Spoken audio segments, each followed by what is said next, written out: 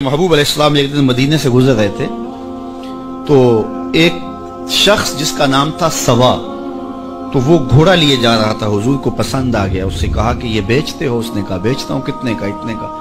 कहा कि रुको मैं इसकी कीमत लेके आया और तुम्हें देता हूँ। किसी ने उसको रुके हुए देखा तो पूछा यहाँ क्यों खड़े हो? उसने कहा मुसलमानों के नबी से इस घोड़े का सौदा हो गया तो वो कीमत लेने गए। उसने कहा मुझे ज्यादा पैसों से दे दो।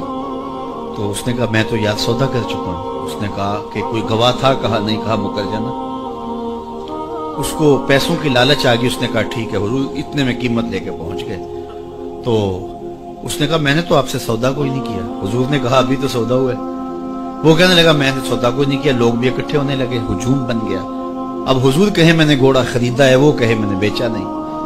अब जब लोगों का हुजूम बना तो लोगों के हुजूम का भी एक प्रेशर होता है। तो उसने कहा कि अगर बात लोगों पे चली गई तो सादिक भी ये है, अमीन भी ये है, तो लोग तो इन्हें सच्चा कहेंगे। उसने कहा अच्छा मुझे ये बताएं कि जब दो आदमियों के माबैन यूं नज़ा बन जाए तो उसमें तस्फिये की सूरत क्या होती है आपकी शरीयत में? तो हुजूर ने फरमाया मेरी शरीयत तो कहती है कि जो मुद्दई है वो गवाह लाए, वल यमीन वाला मन अनकरा, जो इनकार करता है वो कसम दे दे।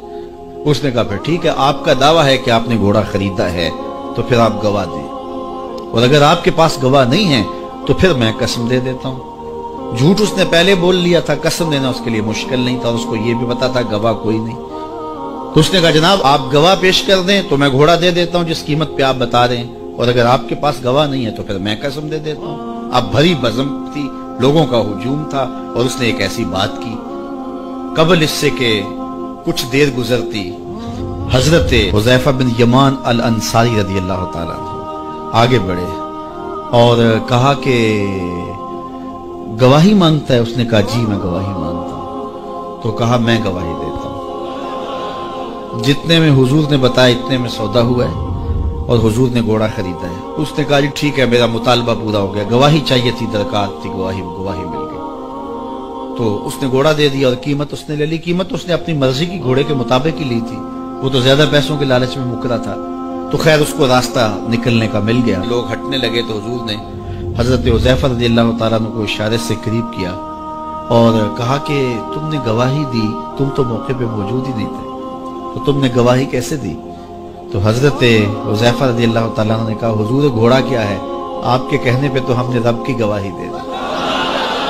हमने रब को देखा था, आपने कहा ना है तो हमने मान लिया। तो ये घोड़ा क्या होता है?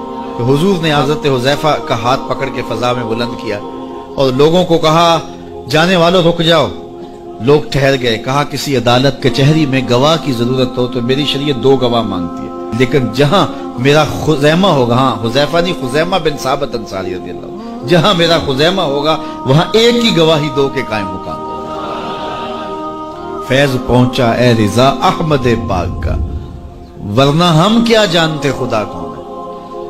मैं अगर खुदा से मिलना चाहूं तो मुझे बताओ ना कि मैं किधर जाऊं। शरक को जाऊं, गरब को जाऊं, शमाल को जाऊं, जुनूब को जाऊं, नीचे सुराख करूं, ऊपर सीढ़ी लगाऊं, किधर जाऊं? आइए जरा कुरान का उसूल देखिए। वाइजा साला का इबादी अन्नी फइन्नी करीब। हबीब मेरे बंदे तेरे पास आके मेरा पूछते हैं। बंदे मेरे हैं, मुझे ढूंढते ढूंढते तेरे पास आ गए और तेरे पास आके फिर मेरा पूछने लगे। फ़इन्नी करीब, उन आने वालों को बतला दीजिए कि मैं दूर नहीं हूं, नेड़े ही।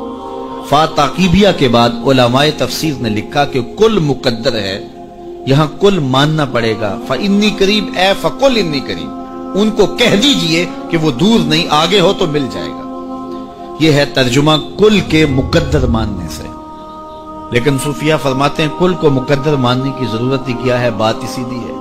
हबीब मेरे बंदे मुझे ढूंढते ढूंढते तेरे तक आ गए, तो महबूब जब तेरे तक आ गए मैं फिर भी दूर हूं। मेरे बंदे जब मुझे ढूंढते ढूंढते तेरे तक जो आ गए तो महबूब तेरे तक आ गए हैं तो मेरे तक आ गए। ये तेरे पास आके फिर मैं